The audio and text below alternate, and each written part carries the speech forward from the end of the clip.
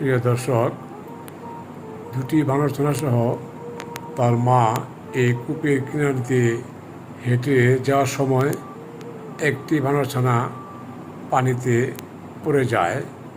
মা তার একটি বাচ্চা সহ হেঁটে অনেক দূরে চলে যায়। এই বানরছানাটির আর খোঁজ মেলেনি। আসলে এই বানরছানাটি কূপ থেকে ওঠার জন্য দেখতে পাচ্ছেন আপ্রাণ চেষ্টা করে চলে যাচ্ছে, যা কোনো ইয়াত্তা নাই। সে প্রাণপণে চেষ্টা করছে এই কূপ থেকে ওঠার জন্য। কোনো আশেপাশে কোনো মানুষও দেখা যাচ্ছে না। কী করি, হয়তো সে এই কূপ থেকে উঠতে পারে কি না সেটা নিয়েও একটি সংশয় দেখা যাচ্ছে।